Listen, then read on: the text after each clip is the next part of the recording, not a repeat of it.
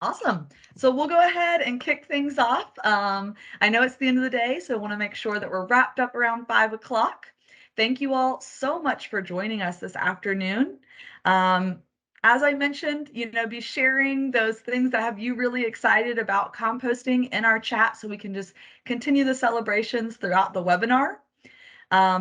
As I've also mentioned, it is a webinar, so you're on mute and your camera's off, but we will have space at the end for Q&A where you can unmute yourself and ask the group or specific panelists any questions that you may have.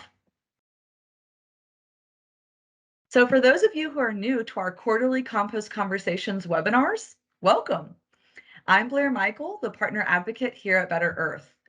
Better Earth is a sustainable packaging provider located in Atlanta, Georgia, and our mission is to make sustainability accessible. We host these quarterly compost conversation webinars with composters and compost industry leaders. You can find previous webinars on Better Earth's YouTube channel, and you can sign up for our newsletter to stay up to date on future webinars and other ways that you can help advocate for the growth of composting. So today, we're going to be celebrating big wins for the composting industry over this past year. We'll be hearing from Janet Toman, the co-director and compliance director at Compost Manufacturing Alliance, or most of us know it as CMA, as well as Alex Trula, the legislation and advocacy manager at Biodegradable Products Institute, or BPI, and Linda Norris-Walt, the advocacy and chapters director at United States Composting Council, USCC. So with that, Linda, could you please share more about yourself and USCC? Sure, I'd be happy to. I'm glad to be here with my esteemed colleagues, Janet and Alexander, and thanks for inviting me. I chose 3 slides that I thought aligned with what we wanted to talk about today, which is legislative and related wins. And I'll start out just by saying that we have 850 members in the council right now, and those represent it's organizations and individuals representing about 2,500 individuals. And you can see our mission and vision there, so I won't read it. But we have been around since 1990, and the last decade has been a big decade in terms of food scrap composting. So next slide. So I wanted to highlight that, and I will drop it in the chat. We do have an advocacy center, because I know a lot of you may be interested in that. We also have a new membership this year called Advocates of Compost, and that's been one of our big wins in the sense that we now have about actually 45 advocates who have signed on to the USCC just to help us advocate for composting. We also started this year with a Compost Action Center where we have been actually putting out to both those member advocates and the community at large. So you can see we have 1,400 people who have been actively weighing in on issues that that we're advocating for, which are the things we'll be talking about today. So that can also be found on our website. Anyone can sign up for that. There's no cost to be an advocate Compost Action Center person. Next slide, please. And a couple of things we'll be talking about today. I did want to highlight for people if they want to go back and look at them. PFAS has been a big issue in our industry. So that is something that's going to come up. So there is our website for that. And also you'll hear us talking probably all of us about agriculture and compost, which is becoming a bigger and bigger player in terms of what we're doing in the industry. So I just wanted to highlight our agriculture page there as well, which we'll be referring to. And that's kind of my round robin for you. So I'll turn it back over. Thank you so much. Alex, would love to kick things over to you and BPI. Yeah, thanks, Blair, and also happy to be here and happy to share the stage with some wonderful people. For those of you who aren't familiar with BPI, BPI is North America's leading certifier of compostable products. We've been around, I think, since 1999. I only joined the organization recently, but we have, I think, 400 plus member companies that make thousands of certified compostable products across the country. And if anyone wants to dig around and find out a little bit more, we did launch a new website recently, same URL, bpiworld.org. So that's a little snapshot of our front page. Figured I'd include that there. And then a little bit more about me and our policy and advocacy work on the next slide. So like I said, I joined BPI earlier this year in March, kind of in the middle of the legislative season, which I'm sure we'll get to later. My background is in environmental policy and specifically zero waste policy. So for the past few years before BPI, I was working in the environmental policy space and specifically zero waste. I was more focused on recycling and reuse and less so the organic stream until I joined BPI. But I think it's just such a fascinating and meaningful sphere to be working in. Pretty excited about that. The snapshot you see here is our policy page. So this first part of the page that I included here talks about some of our overall priorities. I'm sure we'll talk about some of these things today, but we're also keeping tabs on the latest developments at the state, federal level, and then also what's happening in Canada at the national and provincial level. It's kind of the majority of where we work. And so if anyone wants to keep tabs on some of those developments, obviously you can reach out to me, include my email there, but also feel free to check out our website as we are adding more and more features to help people keep track of what's going on. So I'll stop there. Thanks so much, Alex. All right, Janet, would love to hear more about you and CMA's work. Sure. I'm Janet Toman. I'm the Compliance Director and Co-Director of CMA, and that's just for my contact information. Next slide. So CMA is a third-party certifier of compostable products, requiring the traditional ASTM lab testing as well as field disintegration testing. So we put the two together. We do that. That was born out of a need for composters to have some reassurance that the packaging that they took in would break down in their process. So that's our wheelhouse. That's what we do. I joined CMA in 2019. At the time, I was just happily practicing law, and but I was looking at what Susan was doing, Susan Toman, the co-director, and got really excited because I thought this was a very practical solution to a problem that was keeping this system from working as well as it could. The compostable product manufacturing and the composting. So I thought it was a great solution. I got really excited about it. And so I just weaseled my way in, and here we are. So that's what I've got. Thanks so much, Janet. And big thank you to our panelists for being here today. So now we'll dive into some of those big wins for the composting industry that we all came together to celebrate. So Linda, starting off with you, could you elaborate on the growth the industry has seen in 2022? And were there any emerging composting programs that really excite you?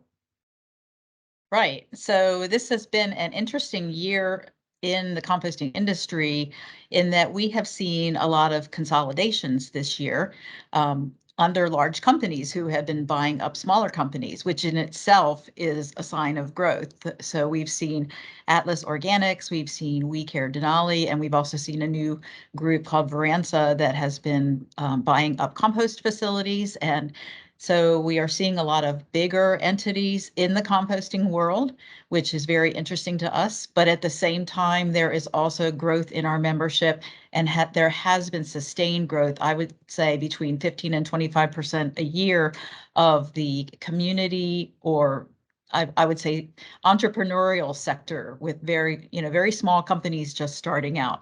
And the interesting thing this year that I've seen is we have places that we call compost deserts where there's very little compost access, and these tend to be your more rural areas in the heartland. And we are seeing people starting up facilities. I wouldn't say facilities yet. A lot of times these new entrepreneurs start with collection companies, and they collaborate with farmers, and then they eventually may get trained and start their own facilities. But we're seeing a couple in like Bozeman, Montana, and Wyoming, and some of the states where we haven't seen a lot of composting going on. So that's been really exciting to us. And one of the things that we have been watching in the infrastructure building, and I kind of paint a little picture of infrastructure. The last big study that was done of how many compost facilities are out there was a study that Biocycle did. And it was, I believe it was 2017-18. And that study showed about 5,000 facilities in the country. And those facilities, about only 10% of them were accepting food scrap. So what we have been doing is working through groups and legislation and various ways to broaden that infrastructure and convert some of those 5,000 facilities over to yard waste, or from yard waste into food scrap facilities, and looking for ways to do that. And I know we'll be talking a lot more about that soon. I talked about the advocates. The other thing we've seen a lot of growth in, we have a seal of testing assurance program, which is a disclosure program in which the composters who have that seal are declaring that they are testing their compost for metals and pathogens and other things. And we have seen about a 15% growth in the last year in that program as well, which is a good sign for the product. So I guess that's where I would stop right now in terms of growth. We are going to be releasing a study that we commissioned last year, that they've been working on it all year, where we will see the economic impact of the compost industry, and we will be able to start quantifying year over year the growth of the industry. So I'll stop there. That's all so exciting. That's awesome. And what a great way to kick off, our webinar and diving into some of these deeper questions. So thank you for all of those different statistics. Janet, would love to hear from you. Are we seeing an increase in that kind of consumer side of it, that general public side around education, and perception of composting, compost, and compostable packaging? I think there are a lot of efforts being made. I think about it. I wish there was some sort of like Schoolhouse Rock national program we could do and put it all over, streaming platforms so people could get educated the same way at the same time. Unfortunately, that is not has not happened yet, but I'm holding out hope. But I think there is, as policies change and as composters and other advocates in the industry continue to focus on it, I think we see small steps, and the small steps will reach a point where people are actually getting educated the right way. And what I think about is, a lot of states now have organics bans. Folded into a lot of that legislation is a requirement for education. Those policies cascade down to municipalities, for example. Municipalities do a great job of trying to educate end users, and I think so. As more states implement those kinds of policies, that gets cascaded down to the point where an education program for a region is manageable. That said, there's still a lot of fundamental education that is lacking, and we can go city by city, but the education is going to be different in each city. So if you go to a different city, it's going to look different than your city. But I do think over time, I see an increase in demand for compostable products, compostable packaging. The sale of compost, it increased a lot during COVID. Everybody was home working on their gardens, right? And I think those gains have in turn educated people about the use of compost and made them more interested. And I think those gains have maintained to this day. That's my take on Awesome. where we are educationally. Yeah. And going back to that Schoolhouse Rock video, I think we're all, we'd all love to see that. I know Kiss the Ground has already put out some great materials and looking forward to continuing to see, some of the materials that they continue to put out through 2023. And around legislation, that leads us right into our next question for Alex, our legislation and advocacy guy. So would love to hear about some of those legislative wins from this year that are helping continue to build that momentum for composting across our country. Yeah, would love to talk about it. I had to limit myself here with some of the notes I jotted down, but I think there are three distinctive flavors that are worth discussing. The first is something some of you may be familiar with, extended producer responsibility, or often shortened to EPR. These are programs that shift the financial responsibility for waste management, at least partially, onto the people making the products. So in other words, product makers, whether they're compostable product makers or other kinds of products, investing in the systems that manage their products when they become waste. This has been a trend really all across the world, but in particular has taken the US by storm recently at the state level. So we've seen a bunch of bills at the state level being introduced, and for the first time over the past couple of years, these bills passing and becoming law, which is great. Although I will say, until recently, compost was left out in particular ways. So even though compostable product makers, just like everybody else, whether it's, you make glass bottles or aluminum cans or paper products, you pay, all product makers have to pay into these programs. But historically, funding has been siphoned away from compost and towards other activities. Now, granted, compostable products make a small percent of the marketplace at this moment, but I still think there's, from a fairness point of view, that those funds collected from compostable product makers should be, in the spirit of EPR, directed towards compost activities, whether that's education, especially through local and municipal governments that Janet spoke to, or directly to composters themselves to be able to expand or outfit with new equipment. And so the good news is this year, for the first time, the two EPR bills that passed in Colorado and California include new language to support compostable product makers and compost in general. So we see language dedicating funding towards compost activities that I described. We also see representation from the compost industry within the program. I won't get in too deeply, but there's usually what is called an advisory board of stakeholders to help guide the development of an EPR program. And they might include environmental and public health experts, but in these bills that I'm speaking about, members of the compost industry are also included on that list. So in other words, an opportunity for members of the industry to voice their opinion about the development of the program and make sure that it's satisfactory from their point of view. So those are, I think, great developments, and also important because I think it gives us an opportunity to point to something going ahead into this year and future legislative sessions, because we now have two bills that have passed that are now on the books and have this great language. So it's a new precedent, and I think that's really great to see and encouraging. The second flavor I'll just mention briefly is around product labeling. I think one of the biggest issues around contamination for composters is that the consumers that put stuff into compost bins can't always tell what's compostable or not. There's a lot of misleading terminology. There's a lot of misleading visual aids, things that might make a consumer think that something is compostable when it's actually not.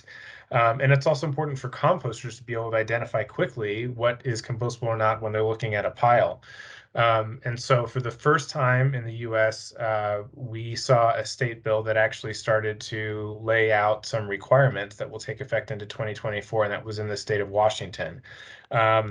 Briefly, basically what that bill does is it will require by July 2024 that compostable plastic products be tinted, either green, brown, or beige, like a lot of products already are, or will have a 1/4-inch stripe if it's not a product that can be fully colored or tinted for various reasons. So I think it's a really interesting precedent. We'll see how it works out.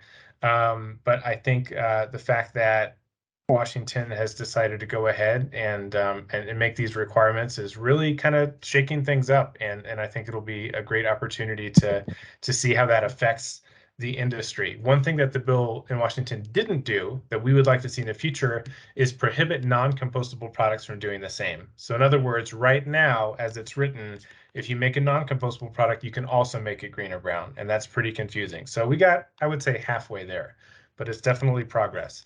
The last thing I'll mention very briefly, and this happened in California, I think this also points towards potential policy development in the future, is around pre-checkout bags. So think about like produce bags or bulk bags at the grocery store. In California, a law passed to require those bags to basically be reusable, like you bring your own, recyclable, or compostable. Because conventional plastic bags are not considered recyclable in California, that will basically shift the market such that grocery stores in California will have to provide, as we read it, compostable film bags in stores in the produce section and bulk, which I think is great for a number of reasons. One of which is if you put your apples, let's say, in a compostable produce bag, you can use that exact same bag to put your apple cores in when you go to compost it. And so I'm very curious and hopeful that we'll see that as sort of a mini trend continuing into next year as well. So I'll stop there. Sorry if I'm taking up too much time. No, you're fine. Those are some great ones to hit on. Super excited to see the progress. And in EPR, like you said, with having composters on those advisory boards and seeing that language, specific language written into Colorado and California. Also really excited about seeing compost at, the municipal, state, and federal level for the first time with, Compost Act and RCAA too. So lots of stuff going on in 2022 that I think will really just carry momentum into next year. Thank you so much for all that you shared. So kicking things over back to Linda, we've already chatted about some big wins. Are there any additional wins for the industry beyond legislative that we haven't really touched on yet? Yeah, this has been actually a really fun and momentous year in really insider ways, but I think that we should tell the world the kinds of things that we've been seeing. And one of the things that is an overarching to some of the other ones I'm going to tell you about is industry awareness. You know, we whether it's EPR, where composting was left out always of the EPR picture, or if it's just Capitol Hill and bills and recognition in the federal government, there has been a sea change this year in terms of people talking about composting. I remember it was 2018 or 2019 when the executive director, Frank Francesi, went down to Capitol Hill to meet with Senator Cory Booker's staff about potential compost legislation. And they pretty much said to us, it's really a great idea, but we don't see it going anywhere. And then, almost as we hit the ground running after the inauguration, there was a real change in the agencies, a real change in the grant programs and things like that. People were starting to ask us where they could add in composting. Plus, people were starting to pick up the phone and answer our emails, and USDA and EPA had always been pretty good, but we are starting to get a lot more awareness in those agencies where they talk about fertilizer all the time, but very rarely did they talk about compost. So that's been an overarching theme the whole year. And there's a couple of reasons for that. We've built some coalitions. The others on the call are part of our Compost Infrastructure Coalition, which has been lobbying and advocating for various, the Compost Act and various other projects around compost use. So that's been very impactful. During the run-up of the Compost Act in 2021, we trained our chapters, which at that time we had, I believe, 11 chapters. And we trained them in how to, at the time, do Zoom meetings with their members in Congress, which they had already been doing pre-COVID with their local state legislators, but they started doing members on the Hill. And that had a lot of impact and people becoming aware of who we are and what we do. So that was fantastic. And, since then, we've also added 4 more chapters. So last year we added Texas, and then just just this month, we've added Florida. So our chapters are growing too, which is a big win for composting around the country, because they have the impact that the national organization sometimes cannot have, because, you know, legislators want to talk to the members in their districts, and that's where we can organize people, is at the chapter level. And then two more things that I'll mention. There was something called the Fertilizer Expansion Program. And this was brought about, it was a large sum of money that was brought about by the administration due to the war in Ukraine and fertilizer prices going up, and the realization that there were not a lot of US-based fertilizer manufacturers to turn to. So what they did is they put out money to find alternatives, to invest in companies that had alternatives to fertilizer. So that provided a lot of money for compost manufacturers who needed money for equipment and for actual hardware development, so to speak, which is what we've been asking and asking and asking for, from state and federal government in terms of funding. So that was very encouraging. And also, we did a lot of lobbying for what's called the Natural Resources Conservation Practice 336, which actually reimburses farmers for use of compost on farm. So we are just seeing the discussion around compost in agriculture exploding this past year. So I'll stop there. Like Alex, there's so much I could say, but I want to hear from Janet and Alex too. So. That's so exciting. So excited to see all this momentum. So yeah, kicking it kind of to the whole group, back to Janet and Alex, is there anything that we haven't mentioned yet that has you really excited from this year? I think there is so much going on. I do think there is a lot of growth and there's a lot of potential.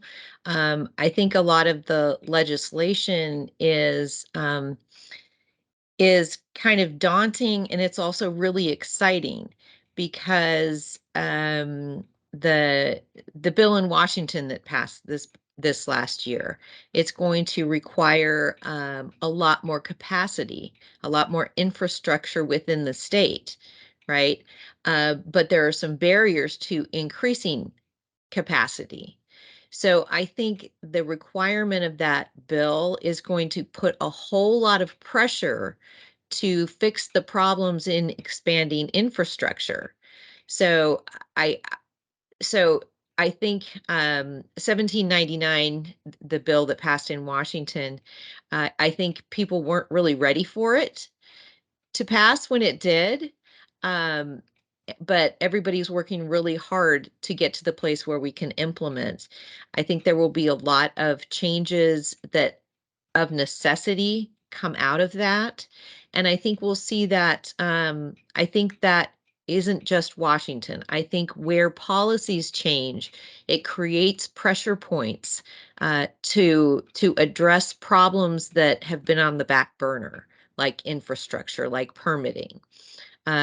So I'm a little trepidatious about some of those things, but also really excited about the potential for creating pressure points. Same.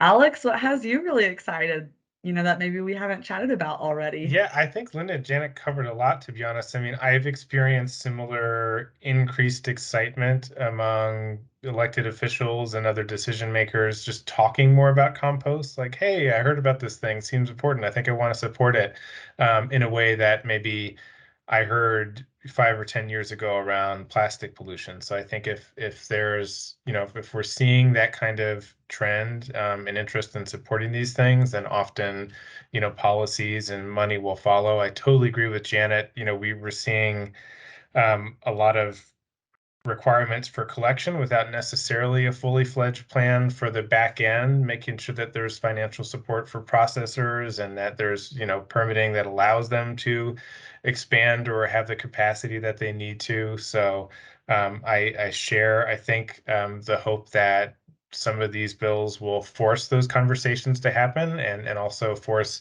the people who are making these requirements also to think about how they can support the composting and processing. So really, I mean, beyond that, not a whole lot to add. I mean, there's so much going on, but I think it's been well covered. Awesome. So like you said, we've covered a bunch about what's gone on in 2022. So what do we need to win in 2023? Maybe Linda, we'll start with you. Sure, yes. And this is where we could talk about other things that we haven't gotten a chance to, probably, because there is so much. But for us from the composters loader seat, so to speak, um, the two big issues that, and one is eclipsing the other, but the two big issues that we are wrestling with right now that we need to have some wins are PFAS and contamination. Those are really the talk of the industry right now. The PFAS issue it has been there for some time, but it is really has really started to get legs the last couple of years. I'll let Alex tell you more about what BPI has done about it, but the USCC, I mean, one of the big things we really need to win this year, besides hoping that every legislature out there bans PFAS from being used in everything. But the other big win, I mean, we desperately need real research into plant uptake of PFAS, or also the health risk of PFAS on biosolids compost projects on farms. There are limits being set on how much PFAS can be in these products, in the compost product, that are well, we say they're unrealistic because they're not science-based. We don't know how realistic they are. We definitely are pro health. We never want to harm anyone, but we are risking the fact that we could wind up severely damaging an industry that sequesters carbon, that provides many, many ecosystem services, over a number that we are not sure is the right number. And we really need the federal government to put serious money into researching this and getting the right answers, so that states will then actually use the right numbers to put limits on PFAS in soil and in compost. And we also don't know the background. PFAS is in everything. It's coming from the rain, it's coming from the groundwater. So there's no way to tell how much of the PFAS may be found in soil comes from any type of compost. And it's found in, food waste compost as well as biosolids compost. So there's a lot of work to be done there. So that's one of the big wins we need. We've been working with BPI, and CMA was part of our working group as well, on compostable labeling legislation, a template, so that when states put in compostable requirements, and that they all have the same standard labeling requirements, so that it helps us to keep away those items that are polluting the streams coming into compost facilities. We want to be part of the circular economy as composters, and we want to have compostable products. But right now, there are so many things claiming to be compostable, or things that are not food related compostable, that are trying to come into the stream and trying to tell consumers to compost them, that is causing massive problems for our compost manufacturers. And the third thing that we're working on is getting funding for composting and compost use into the Farm Bill. We were on Capitol Hill for 2 days last week working on both that and PFAS. So we would really like to see composting occupy a much bigger space in the Farm Bill than it has in the past. Awesome. Thank you, Linda. Alex, would you like to elaborate on what Linda was mentioning with BPI and any other big wins that we need in 2023? Yeah, sure. Well, I can start with PFAS since Linda mentioned that. I think it was 2017, before I joined BPI, that BPI decided to go basically against all precedent in the industry and disallow PFAS, the use of PFAS in any of its products. Since then, we've seen state policies basically mirror the language and testing that BPI came forward with at the time: no intentional use, and using a 100 parts per million total organic fluorine test to make sure that there's also no unintentional PFAS. But it does get really tricky, because even if compostable products that are certified by either of us here that don't have PFAS, there's so many other ways in which PFAS might be getting into compost. And to be totally frank, like, my blood, just because of ambient chemicals, might not actually pass the limits that are placed in, on some of these use cases, like drinking water. And so yeah, I think that we have to be scientific and realistic about how we measure those things and what we allow. On the labeling, totally agree with Linda, and it's been a great experience working with CMA and USCC on the labeling principles that Linda mentioned, and we're excited to unveil those shortly.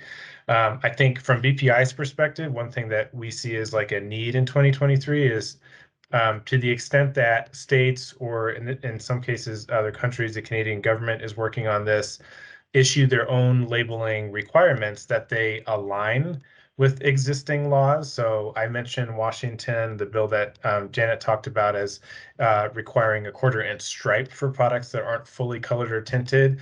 What would be a nightmare is if some other state came forward and said, we're going to require a dot, and then another said, we're going to require a star or something like that. It's a nightmare for manufacturers. It's consuming, it's confusing to consumers and composters. So to the extent that those policies emerge, making sure that there is alignment moving forward, and also trying to understand if those visual aids are effective enough at communicating what products are compostable and what aren't. I would also echo the Farm Bill. BPI is probably one step removed from sort of the application of compost, but it's something that we want to stay active in and supportive of USCC and other organizations. There are certainly programs where I think more funding and subsidies can be put towards encouraging the application of compost and technical assistance for farmers using compost. And I think it just has to be said that the Farm Bill only comes around every few years. And so this is a big opportunity, the biggest opportunity for the next 5 or 6 years, to ensure that some of those things are included in the program, because we won't have another chance until, for a little while.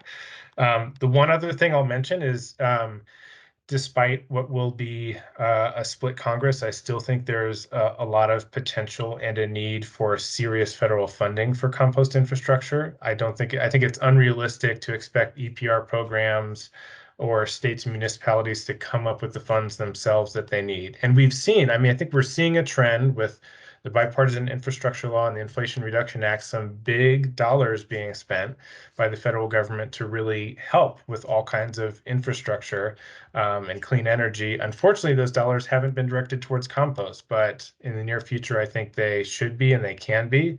I think compost is a bipartisan climate solution. We know that there's some support from Republicans around supporting compost and compost infrastructure. So I think that means that there might be a possibility at the federal level in the next couple of years for some sort of funding, whether it's a standalone bill or through some other larger spending package like the ones I described, to really, really like get serious about trying to provide collection and processing infrastructure around the country. Because we like Linda said, we don't we don't have very much there.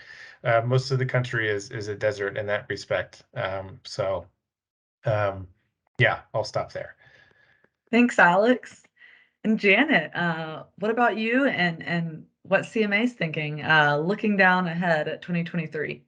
Yeah, I think Alex and Linda have made great points. I think the big picture summary is we need money and we need rational evidence-based decision making. There are so many issues, such as like PFAS, that we see legislation being passed based on assumptions, and the assumptions are just faulty, and it creates more problems than it solves. We need funding for infrastructure. We need funding for education. Um, and we need to have enough patience to come up with real data to implement good positive solutions that are going to be effective and that are going to address the issues that are really at the core of problems that are being that we're seeing. So and consistency, like Alex was touching on, you you cannot sell a product where you have to have different marking for every different state. That is just not functional. It's not reasonable. It's not rational. So I think that is sort of my bottom line. And I think there are some things, one of the things internally to CMA that we accomplished this year was we did a study of compostable papers. And we got a lot of really interesting learning out of that. And we've been doing field testing for a long time. But the study we did even challenged some of our assumptions. So we will be having some communication around that in 2023, first part of the year. But I think if we look at data, if we look at the science, we might be surprised at what we see, and we might be led to some very different conclusions and some very different solutions than we are seeing being codified out there that are just problematic. They just make the problem worse. So money and rationality, that's what we need.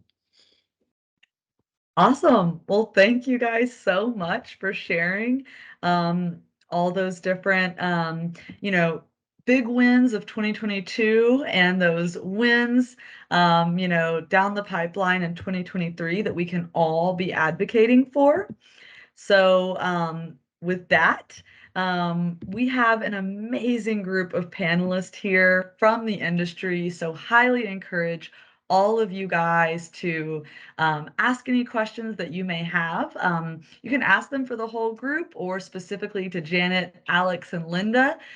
Give us just a moment so we can give you guys all microphone capabilities. So you can simply unmute yourself and ask. There's also at the top under reactions, the little smiley face guy with his little hand up. You can also raise your hand there and we can call on you as well. So while we're going through some of these questions, be dropping in the chat what has excited you most in the composting industry in 2022 and what you're most excited for in 2023, so we can just keep these celebrations going, wrap up the year strong with a lot of momentum around composting. So with that, let me see. I believe you should all be good to go to be able to unmute yourself. So anyone who has a question, go ahead and feel free to kick us off. We'll also be monitoring the questions in the chat as well.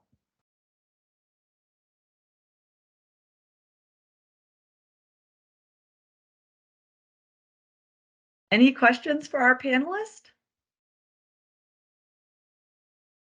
See a couple in the chat that I think we haven't responded to, if that's the place to start. Yeah, definitely. I'm looking through them, but I'm slow. So if you see them, feel free to hop in and answer them. The first question that I'm seeing is some specifics around how composting can be incorporated into the Farm Bill that we mentioned that we're hoping will be passed in 2023. So does anyone have any additional insight into composting's role in the Farm Bill?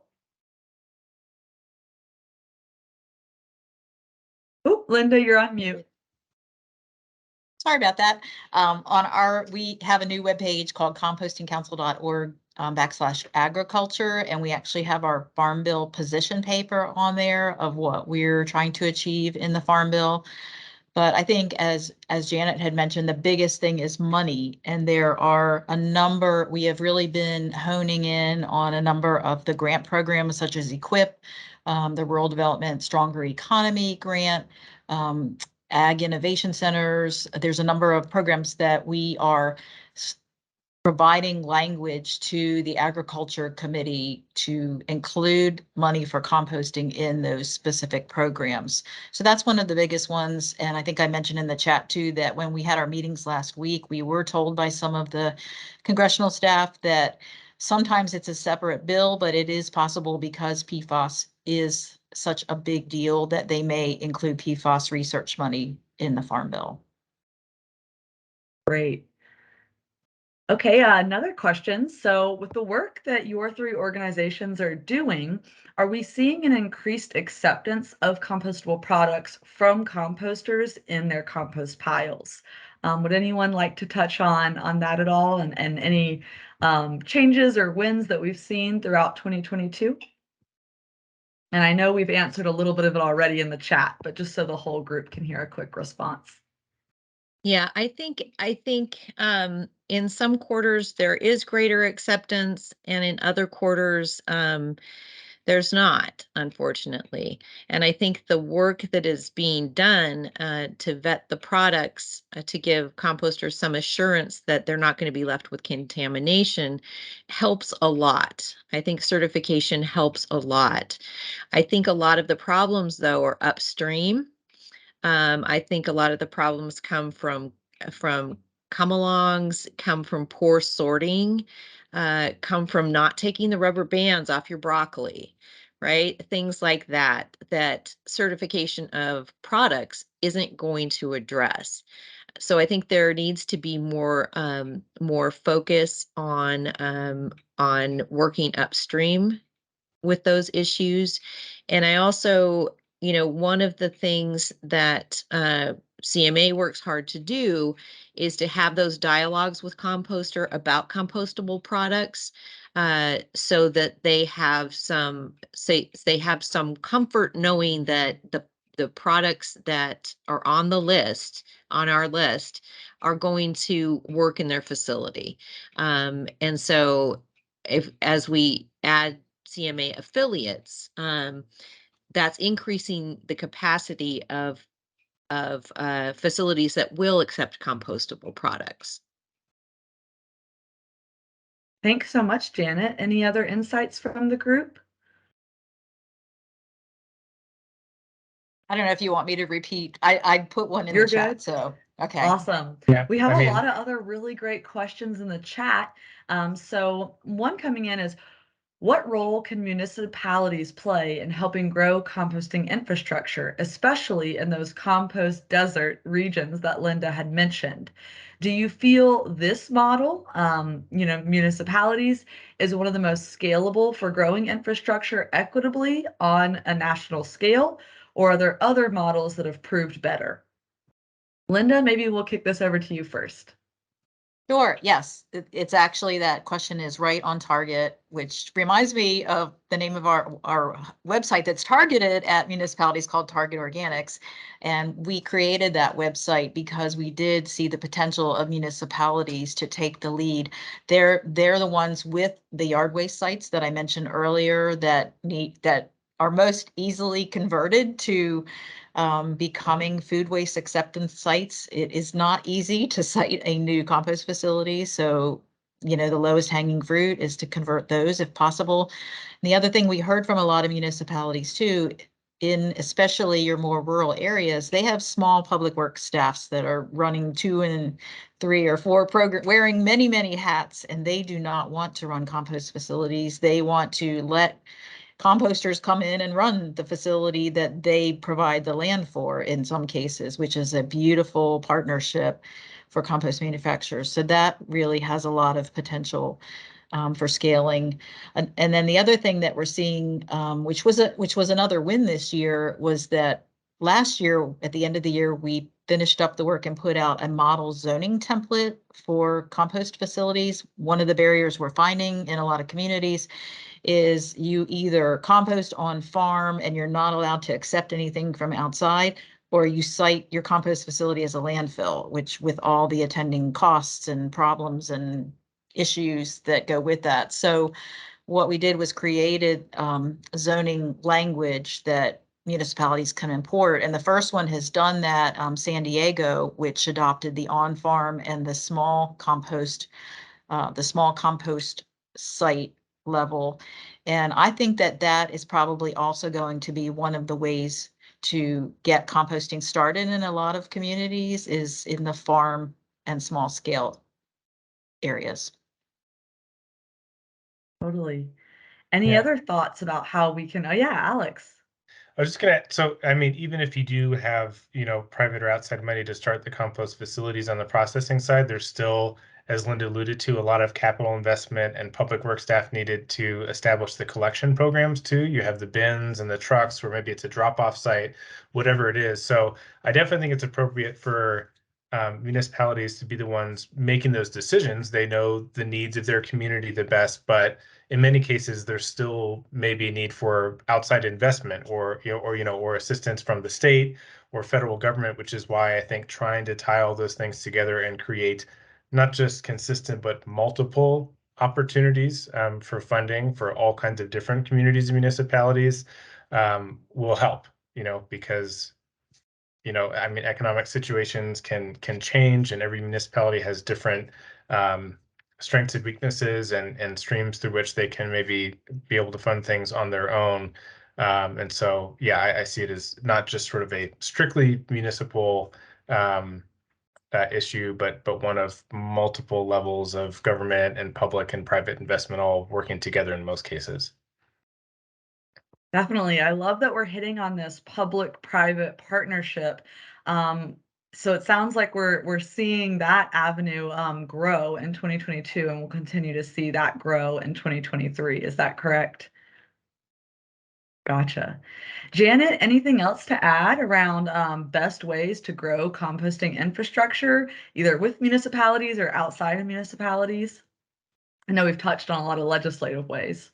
Yeah, there are a lot of things that have been touched on. I agree. It's the small scale startups that are going to grow more rapidly than large facilities, simply because they don't have as many regulatory hurdles to get over.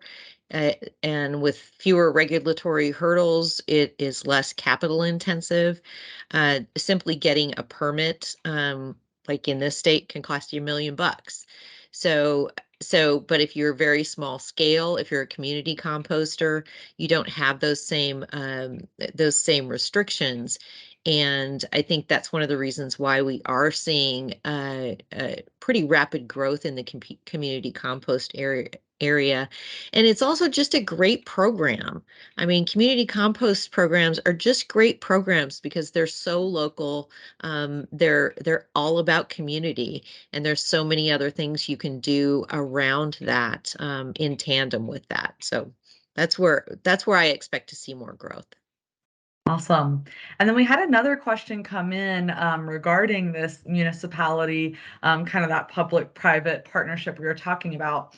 Would the municipality model potentially work for a larger private company site that has land along with buildings with cafeterias that generate a lot of food waste?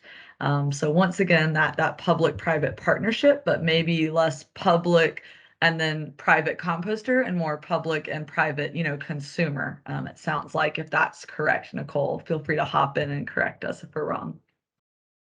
Your understanding of the lines of public-private are better than mine.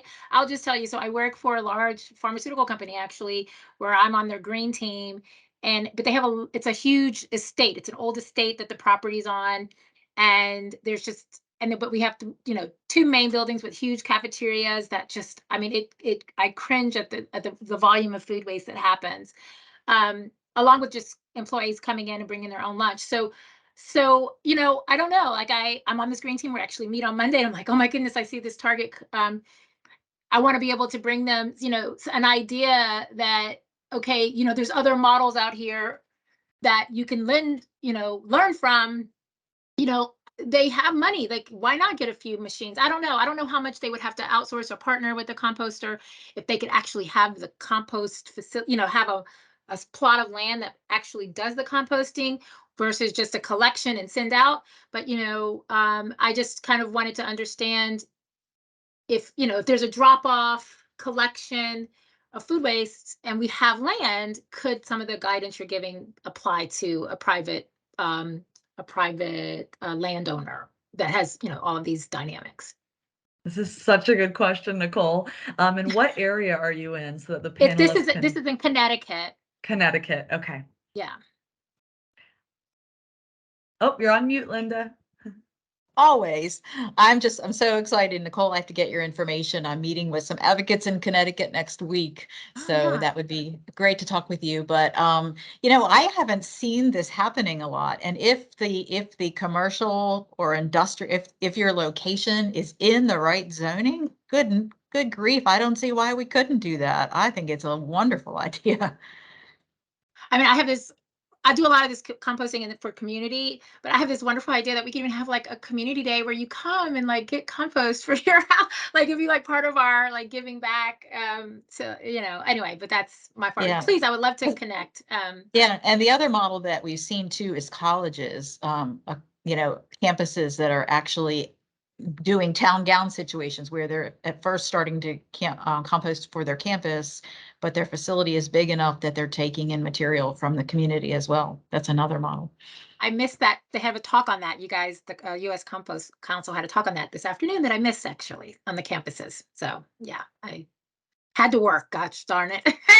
Missed the other call. Well, lots of resources, it sounds like, out there for you guys. Hopefully, you know, a local composter nearby, but if not, then you have some amazing resources here to connect with further on how you guys can start composting at your company. So a few other questions to hop to real quick. I know we're close to the 5 o'clock mark, but if anyone's able to stay on later, encourage you to. So let's see here. Spring is, you know, an exciting time for composting, right? That's planting season. So curious of what spring campaigns that have been planned yet, besides International Compost Awareness Week, and how, you know, we can all be a part of helping spread that awareness as spring approaches. Anything from your organizations or the industry at large?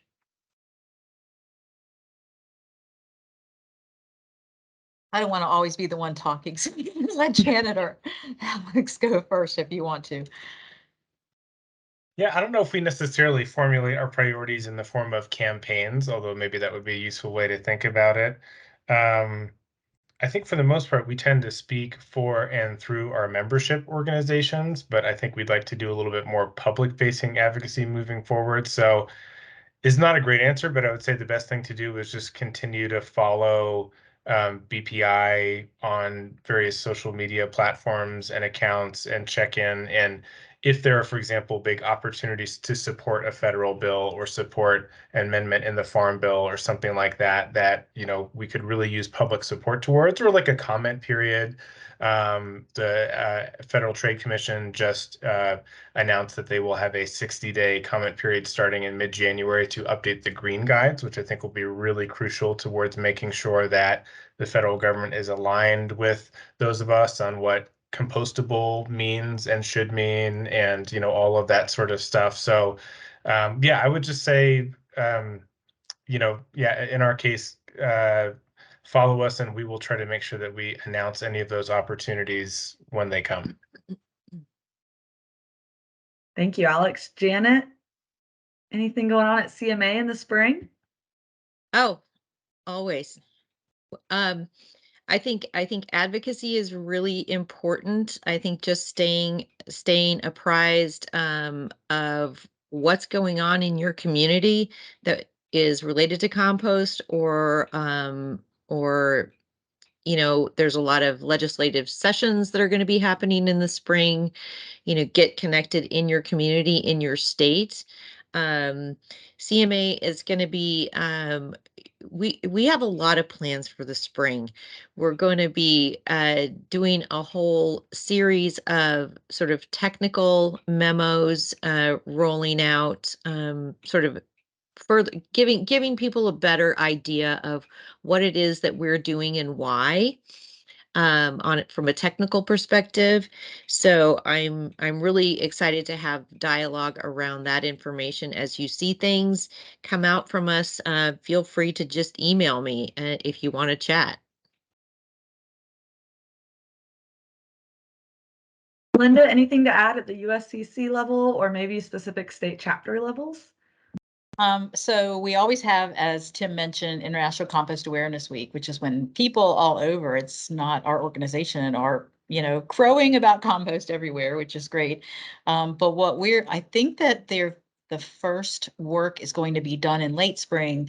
We are planning to do a national awareness and outreach campaign to educate consumers about composting. We have been talking about this for years, and we fundraised the seed money from our corporate compost leadership council these past couple of months to get this started. We are going to hire a company to develop messaging and recommend our first market to do this campaign in. And I keep saying it's like Smokey the Bear or Strawberry. We hope to get the ad council involved, et cetera. And I know we did a small study that was donated to us by Cliff Bar, one of our corporate leadership council members. And basically that small study focused on people who are not composting, what would be the in to get them interested. And it seemed like gardening, which Tim mentioned is the path in. Great. Thank you so much. And then we're a few minutes over. So last question. And then Linda, I know you already dropped your email in the chat. Alex, I know that you shared it in your slide. But Janet and Alex, if you're willing to connect with folks after, if you want to share it in the chat while we're going over this last question, that would be great as well. So our last question is, where can citizens find out more info to support composting funding and resources aspects to the Farm Bill? So I did put in the chat about the Compost Infrastructure Coalition, and I'm also going to put in the chat the Compost Action Center that I mentioned. So that's for USCC. Yeah, and BPI is also a member of the Compost Infrastructure Coalition and would encourage you to check out those exact same sources.